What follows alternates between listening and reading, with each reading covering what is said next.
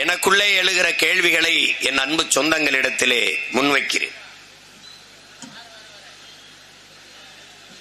தம்பி அஜித் குமார் அவர்களின் மீது குற்றச்சாட்டை வைத்த பெண் நிகிதா என்கிற அந்த பெண், இதுவரை நீங்கள் எத்தனையோ குற்ற வழக்குகளை பார்த்திருக்க முடியும்.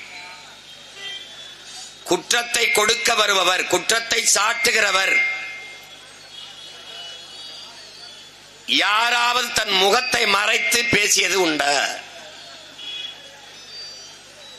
இவர் என் நகையை திருடிவிட்டார் என்று சொல்ல வருகிற பெண் துணிந்து பத்திரிகையாளரிடத்திலே ஊடகத்திலே பேட்டி கொடுக்கும் போது முகத்தை மறைத்துக் கொண்டு பேட்டி கொடுக்க வேண்டிய தேவை ஏன் வருகிறது?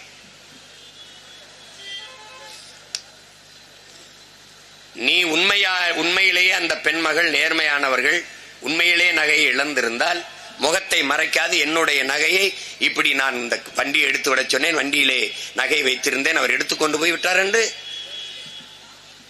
நேரடியாக சொல்ல வேண்டியதானே? எதற்காக முகத்தை மறைக்க வேண்டும்?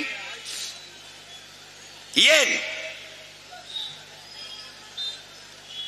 இந்த பெண்தான் நிகிதா என்கிறது இந்த பெண்தான் என்று தெரிந்த உடனேயே பல நூறு பேர் வந்து விட்டான்.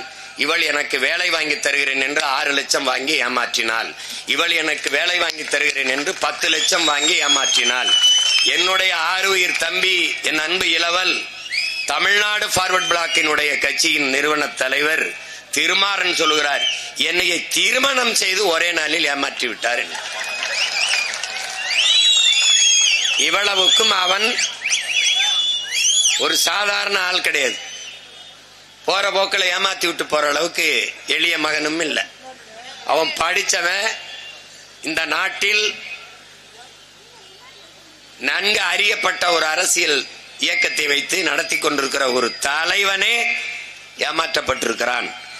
அவன் 10 லட்சம் வாங்கி கொண்டுதான் அந்த பொம்பளை என்னையே விட்டால், என்னையும் குடும்பத்தையும் நிம்மதியாக விட்டால் என்று பேட்டி கொடுக்கிறார். எண்ணற்ற குற்றச்சாட்டுகள் இப்போது வெளிவருகிறது அந்த பெண் மீது. எல்லா குற்றச்சாட்டுகளும் காவல் நிலையத்தில் பதிவு செய்யப்பட்டிருக்கிறது. அறிவார்ந்த தமிழ் சமூக தம்பிதங்கையிலே, என்னரும் பெற்றோர்களே, ஒரு வழக்கிலையாவது அந்த பெண்ணை கைது செய்து விசாரித்து சிறைப்படுத்தினார்கள் என்று செய்தி படித்தீர்களா? இல்லை. அப்ப இவ்வளவு பேர் ஏமாற்றப்பட்டிருக்கிறார்கள் ஒரு பெண்ணால். என்ன துணிவில் அவர் அதை செய்திருப்பார்? காவல் நிலையம்